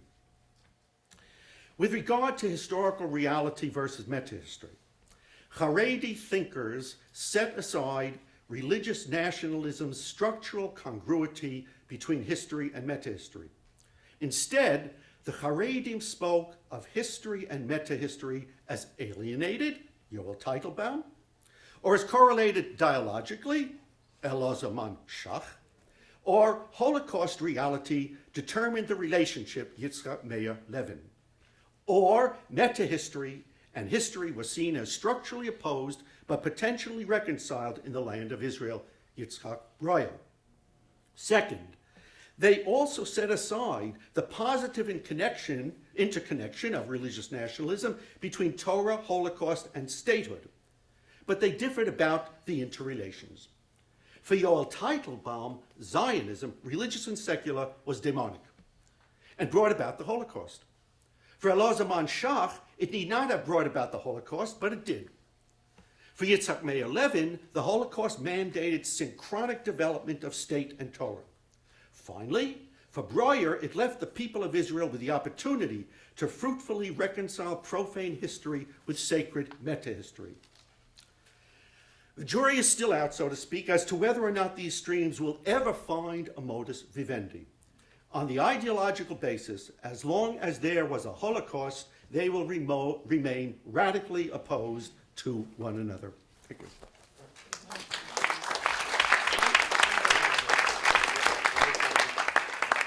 Thank you very much, Gershon, for this, I think, very deep view into the origins not only of the state but the opposition also to the state by the Haredi segment and its change. I'm also happy to welcome Dean of the Kogot School of Business, Aaron Carmel. Thanks for joining us. So we open the discussion. I think we've heard four talks on very different issues, which are all on the same society, on Israeli society, and again, we're quite different from the sessions before, so thank you all for broadening this perspective even more. Okay, here's the first question.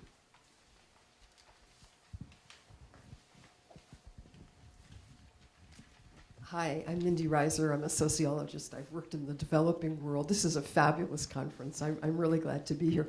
First, a comment to Sarah, and then a question to Sarah and Fania. Sarah, I always wondered about my friend from Yeshiva of Flatbush High School who went to the Peace Corps in Brazil and then became a settler in Kiryat Arba. And your talk helped explain that some. My question is this. We hear a great deal now of trepidation, certainly among the Jewish community in France, about the growth of anti-Semitism. Also, Jewish folks in Belgium are quite concerned.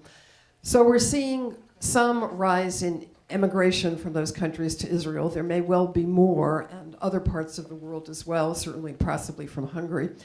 I'm wondering how that plays into the religious life in Israel, whether the fear of anti-Semitism could propel people to a greater experience of religion, however, whatever form it takes, or greater concern about security pushing them in perhaps more secular directions, seeing a greater military stance is important. It can go many ways, but I think it's something we haven't heard about yet, and it's certainly going to influence some thinking. So I'd love to hear your perspectives on this.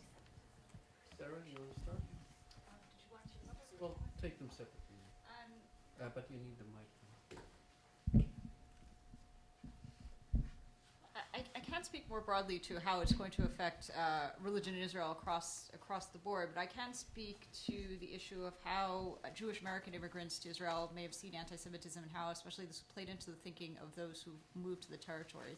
Many that I talked to, and also it's evident from the other sources that I used, were deeply influenced by the change in the New Left in the late 1960s and the shift from sort of a civil rights movement, universal inequality, towards a hard line of anti-imperial and anti-Zionist rhetoric, and saw the shift of many of these activists who later moved to the territories into various kinds of Jewish particularist activism in the United States. The Triple SJ, Soviet Jewry movement, Kahana's Jewish Defense League.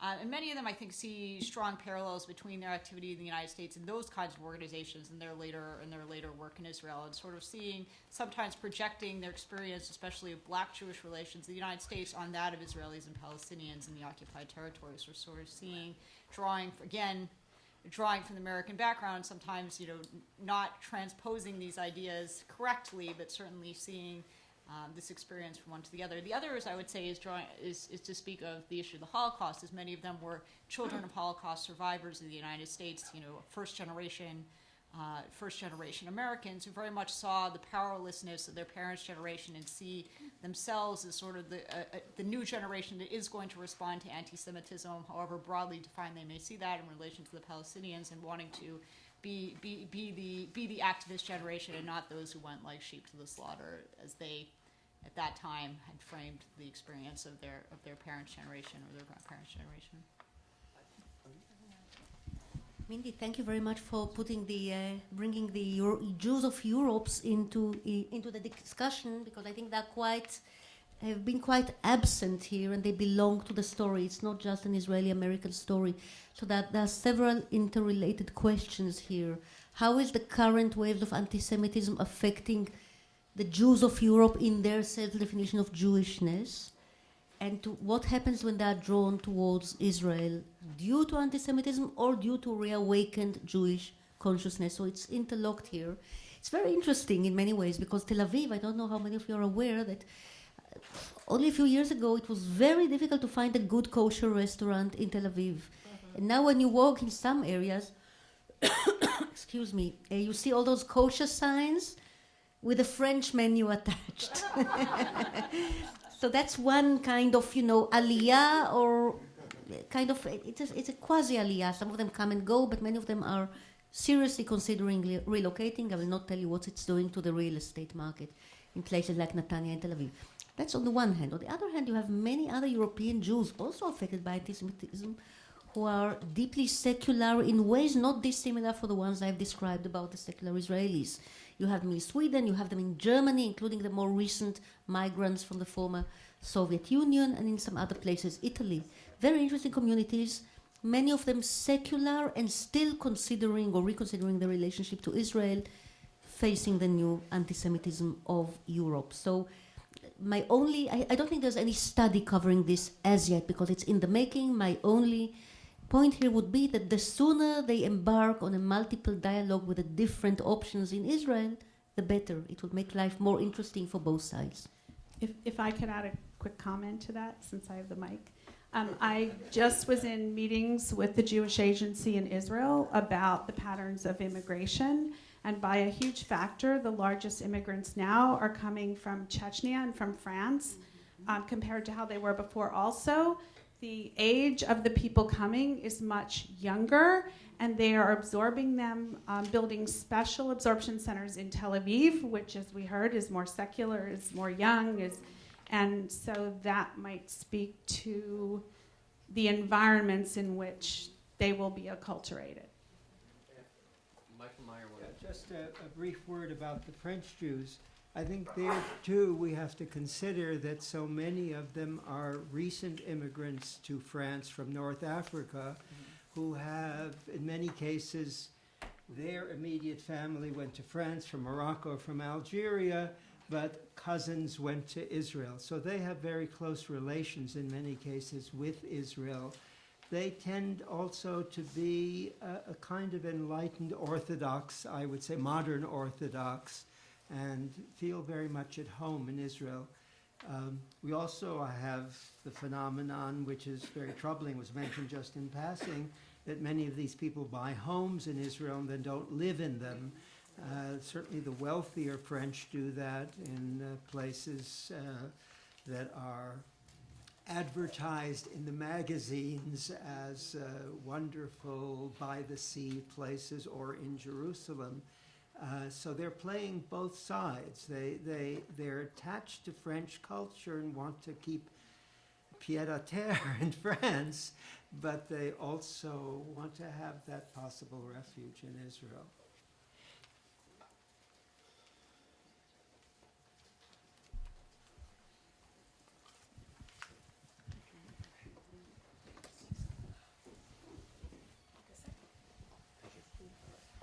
Hi, a very interesting panel. Fania, a question for you, and of course for the other panels as well, if they'd like to contribute to the response. In the States, there's been a movement, I'd say, for about 45 years or so, 50 years, of a humanistic Jewish movement. I guess it started out of Michigan, I guess. But there are even different permutations in the humanistic Jewish movement. In the States, and I guess it's also in Canada and Britain. Not sure about South America or elsewhere, though. But what influence has it had inside Israel? What is its strengths in Israel? What's the state of that movement or its various permutations within Israel? And how does the secular Jewish community in Israel what do they think of that kind of movement? Thank you. Thank you very much for the question. It's Gil, right? Well, the American humanistic Jewish movement does have centers in Israel now, and we have several other foundations and NGOs working along similar lines, including the Posen Foundation and others. But something very interesting that I want to point out is that in many ways, the early Israel had frames of mind that were paralleled among American Jews without a direct mutual impact. If you take Mordecai Kaplan's Reconstructionism, you know, in many ways it was like-minded with a kind of kibbutz, meaningful Judaism that I've quickly sketched before. And it was a parallel growth with not the intellectuals actually influencing one another directly, but there is a lot in common between Ade Gordon and Mordecai Kaplan. And it's for us, the scholars today, to tie the knot here, but it ran parallel. Same goes for the kind of movement of humanistic Judaism that is now present directly in Israel, but it also plays some of the notes of the older early socialist Zionism, which was not fully humanistic in this respect, but had many similar streaks to humanistic Judaism here.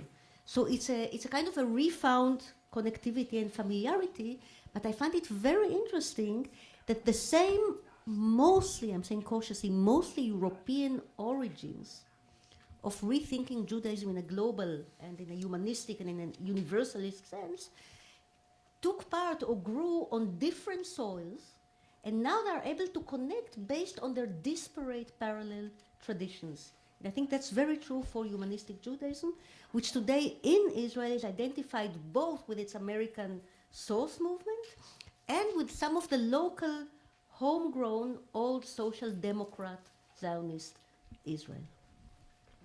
I can just add to that very briefly. I think there's a difference, at least in part, between the American Jewish humanistic movement and the Israeli one.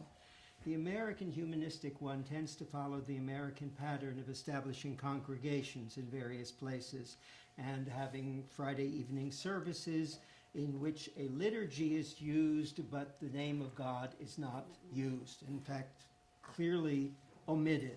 In Israel, it centers upon study, on Batei Midrash that have been established by various individuals for the secular Israeli to study traditional texts, and not just Bible, as in the days of Ben Gurion, but Talmud, Midrash, rabbinic literature generally. And that has drawn a lot of secular Israelis who I think relate to those texts not just historically, but at least in terms of the values that they want to draw from those texts. If I can just an anecdote, about 10 years ago I was invited to give a lecture at one of the conferences of the movement which they held in Brussels. So there were the Israelis, the European, it's called they call themselves the laicist movement, and the Americans. And it was really interesting. It was Sukkot, and it happened, and they also had Kiddush.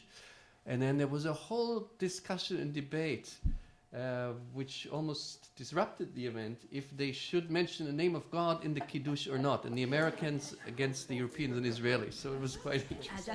First It was a very Jewish discussion. Extremely Jewish, but we have a ready-made solution. Call him Tzur Israel. Has been tried and tested. I would also add another layer. You're absolutely right about this distinction, but apart from learning centers, there's also activism in Israel, social and political activism that emanates directly from the old and the new humanistic Judaism movements. So this activism, they make their voice heard in the public sphere in a way that I think is extremely conducive to the public sphere in Israel. They also didn't. Tzur Israel is the compromise in the Israeli Declaration of Independence, not to mention God, but mention the metaphor. Yeah, so it's the Rock of Israel. It sounds like a rock group, but it's the Rock of Israel, standing for Borei Olam, for God, in the Declaration of Independence.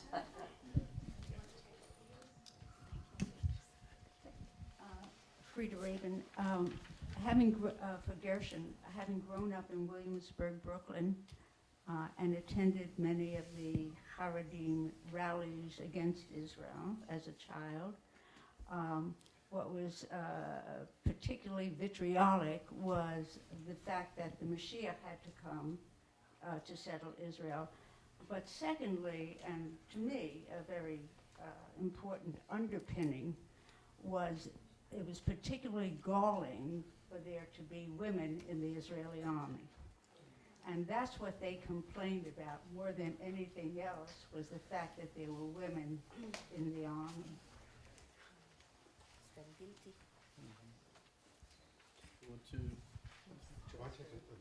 Maybe we'll collect a little bit now. Yeah, let's collect. Sarah, question for you. When I saw the title of your talk, Religion Among American Settlers, I asked myself, what does this have to do with the Jewish state? Because I thought about American settlers.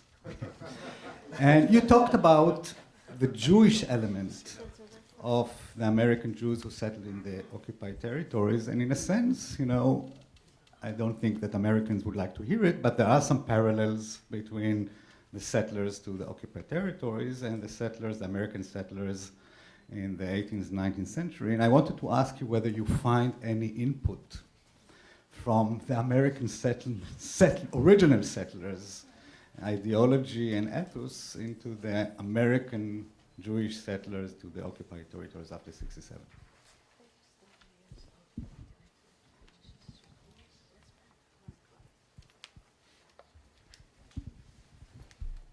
Thank you very much.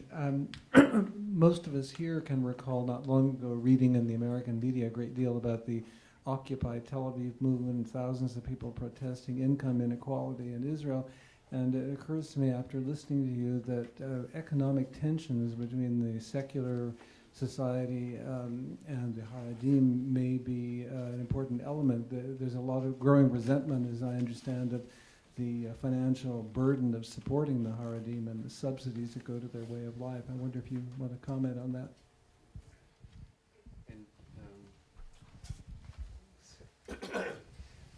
Paul Sham, University of Maryland.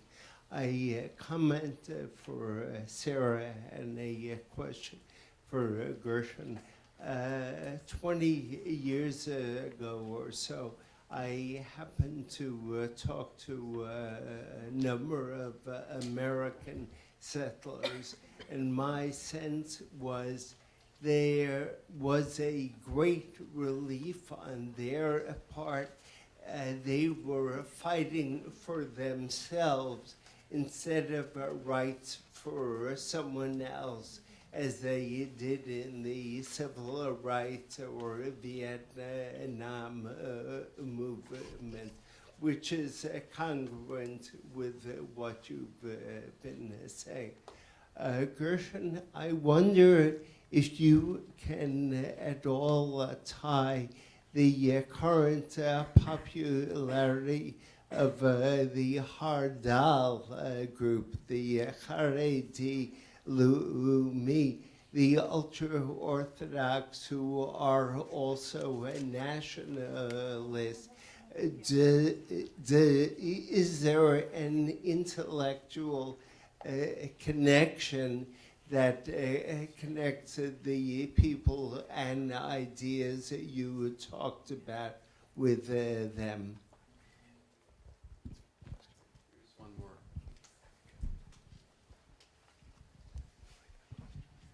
Thank you, David Benowitz. Last week, Yossi Alfer, the director of Mossad, spoke in D.C., and one of the things he mentioned was that 3 years is going to mark the 50th anniversary of Israeli occupation of the territories, and that was going to be a really big deal around the world. I'm wondering if anybody is starting to prepare or worry about that in Israel. I may just take my prerogative and ask one question to Gershon. More about the current ideas. We heard a lot about demographics in the earlier sessions, and I'm just wondering, with the changing demographics, with the growing segment of the both national religious and Haredi populations, do you see any efforts, and maybe Yedidia Stern can relate to that as well, do you see any active efforts of developing an ideology which will actually, well, develop some kind of a basis for a halachic state, even if before that we said that probably won't happen, but I wonder if there are, how much this is underway within these circles.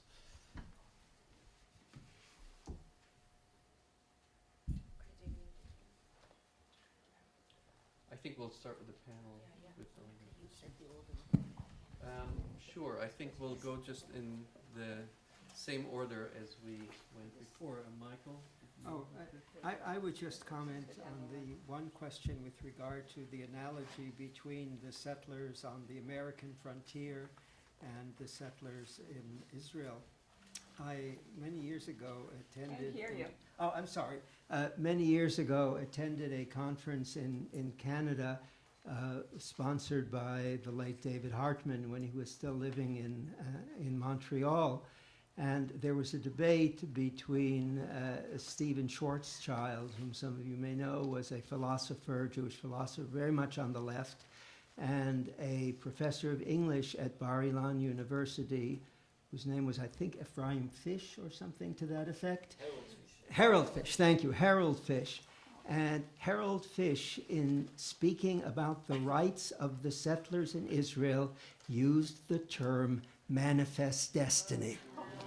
Now, you can imagine how that created an uproar on the part of other people, but what could be closer than that same notion that it is our destiny, our manifest destiny to take this land? So here was a very close parallel.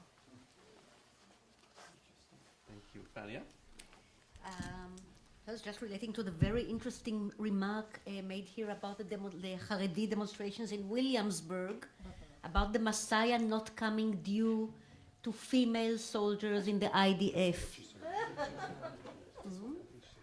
Was that two separate things? The Messiah not coming and...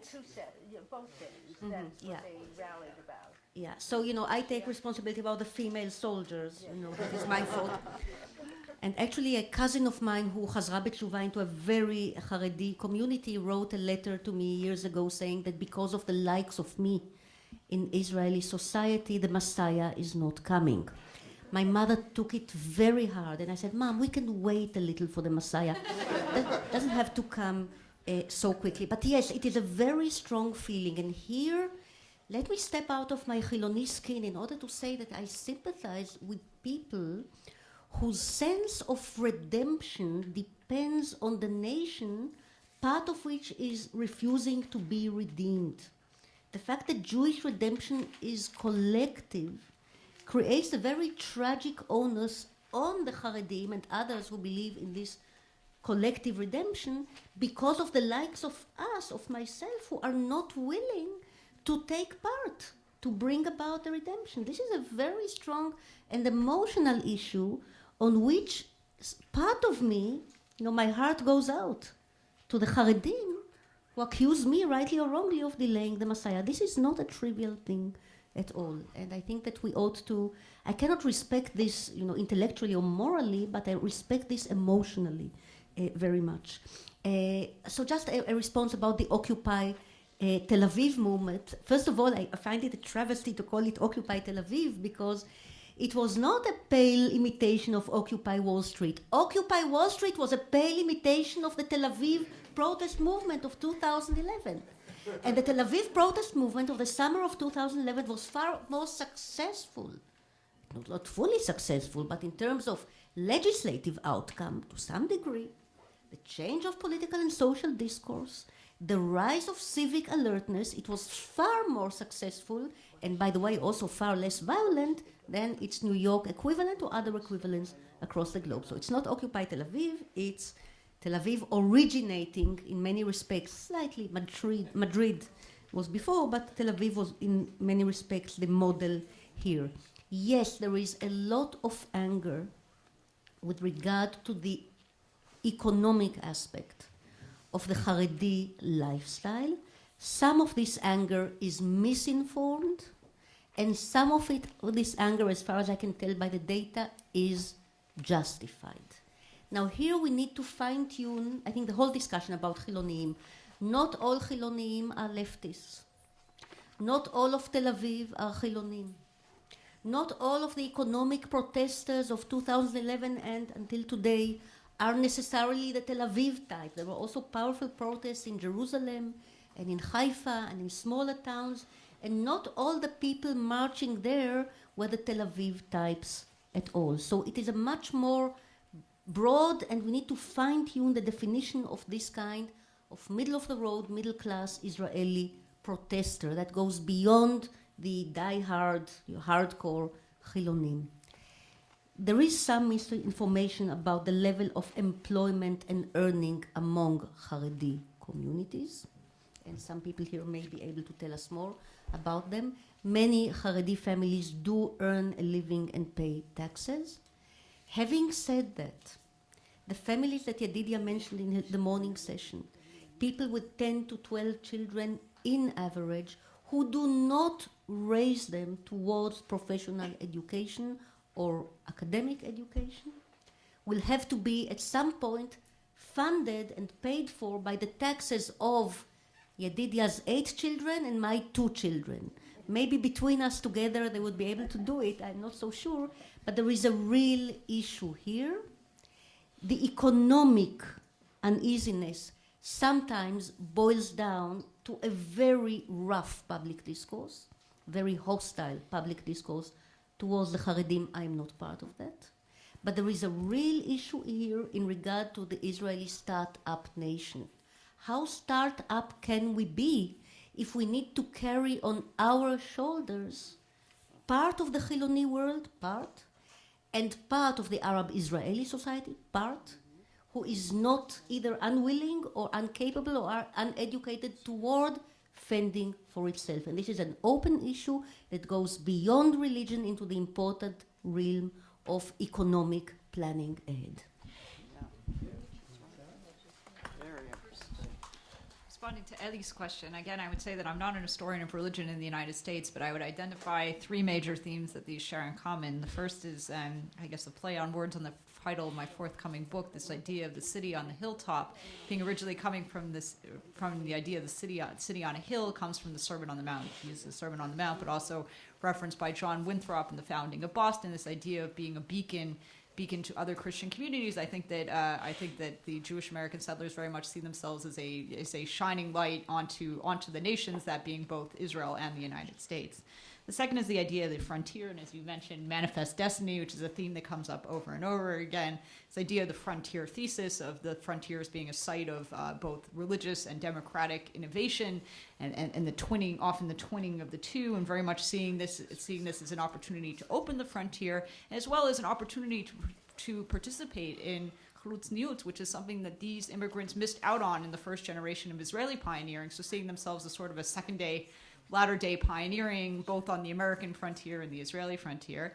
I'd also say that, referencing Kaplan's work, and I will dwell in their midst, those in Efrat who are sort of suburbanites see themselves in engaging in kind of what he called a religious pioneering on the suburban frontier, was sort of opening up this new suburban lifestyle in the occupied territory. So that as well.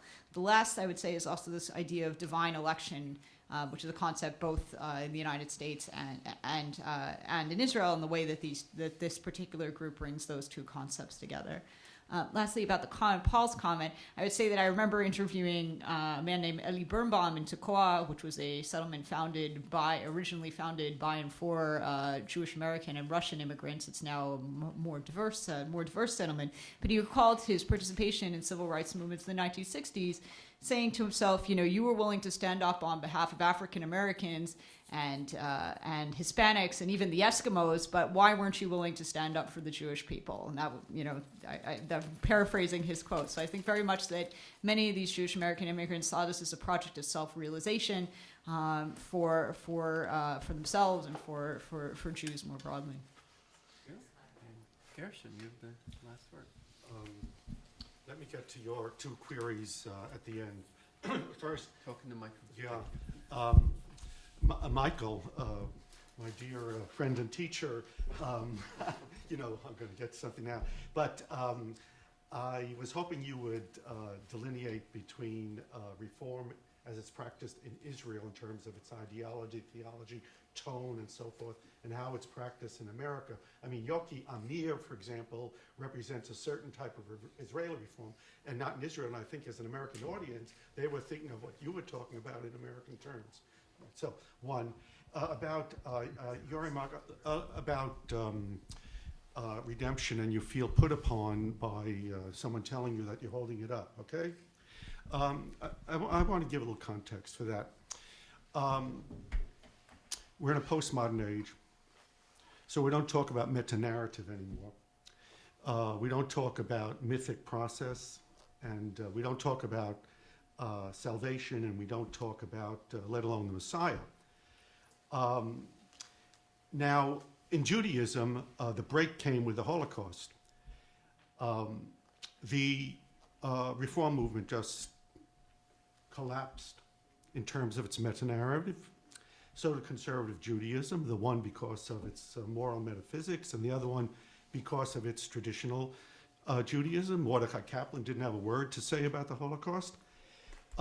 Meta-narrative, which is very important. Jews always had it. Jews need a meta-narrative to survive despite postmodernism. They need hope. They need a Messiah. That was preserved by the Orthodox Jewish community. Now, it's divided because there were people who interpreted the Holocaust precisely as an entree into the Messiah. It's preserved. I guess what I'm trying to tell you, share with you, is the fact that I know you're being put upon. But you should understand your sacrifice is to a noble cause. You're part of a larger meta-history. And, you know, you belong to it also. So, you know, take it. You know, you can take it. You can take it. Okay? Okay, next. About the women in the Army. Look, I'd like you to try to see that in a larger context. It's not, the women, of course, become the target, but they didn't want an army. Why didn't they want an army? I think the person who asked the question disappeared. She left. Oh, so do I have to I'll answer? Oh, okay. But look, this goes back to what I was talking about. I gave a framework quickly, but it was necessary to give it between what's called meta-history and history. Meta-history is a sacred drama, a linear process of the sacred going from creation to redemption. It happens above. It happens above. Then there's history where we are very active in it. What preserved Judaism to a large part through its entire exile was its meta-history. And that involves a passivity within history towards what's happening from above. Accordingly, you don't have an army. Accordingly, you don't even revolt in the Warsaw Ghetto. So this is part of a larger drama. And I remember I talked to Simcha Elberg years ago, and in the 80s, and he was still, you know, fomenting against an Israeli army. But there should be some context to the ideology. Now, let me answer the question about we have to wait for the Messiah to come to restore the land of Israel. And, well, look, I delineated 4 groups, and there's no doubt that people in the Yoel Teitelbaum school believe that reality comes from above, exile and redemption are tied together mysteriously. We cannot intrude on that process. When it happens, the Messiah will come, and we will know it when it happens. So they did indeed preserve that after the war. Second of all, I made a study of survivors in Europe after the war, and I was trying to find out, this was in Eastern Europe, in Poland, and also in the DP camps, and I tried to find out whether any of them still said, I can't go to the land of Israel because the Messiah hasn't come. I didn't find one line about that. To the contrary, they were all, they wanted to go. Now look, and by the way, Yoel Teitelbaum himself, of course, went there. They believed that they must wait for the Messiah to come In the meantime, they'll settle in Israel. So there simply was this dichotomy between what they sincerely believed and what they were doing. And so some of them, like the Gur Hasidim, they went and they settled in Israel and they waited for the Messiah to come. But in the meantime, what they're going to do is work with the government and see what they can get out of the government. So that's what's there. And look, in the interest of time, about the Chardal and a halachic state. I'll only say this because there are people in this room who could answer that question really well, and I'm not one of them. One is Moshe, Halbertal in the back, and then Kimi, and then Yedidia. So I won't say it, but I will just this. Remember what I said about Agudas Yisrael. They also had this dichotomy between myth and what was happening on the ground. But then something took place, which was very important, beginning in the late 30s with Rosenheim at the Marienbad conference, and then Yitzhak Meir Levin Gur Chassid in Knesset, Israel, in the Knesset. And he was saying, yes, we cannot have a state without Torah. Yes, we must wait for the Messiah to come. But in the meantime, the Holocaust is an important event. They accepted historic reality. What that did was that entered in there, and it said to them, hey, let's do the establishment of the state and the Torah together. Let's develop the state and wait for the Messiah to come. So I would suspect that if any line of Judaism was going to adapt itself to the Chardal or help develop halacha within the state, say like Chaim Hirshenson, it would come out of the Agudas Yisrael movement. That's it. Thank you very much, all of you, for an intellectually stimulating and very passionate discussion. And we have had 3 panels which really went into all kinds of directions within the theme of the religion in Israel. And we're all looking forward to Moshe Halbertal tonight, who tied all together in his keynote lecture, which will take place at 7:30, not in this room, I should remind you. It's in the program. It should say in the program. I don't even see it, though. It's in Mary Graydon 4 and 5. Mary Graydon is a building just in the middle of the campus. You will find it. And you're all still invited for a little reception right now. So thank you again.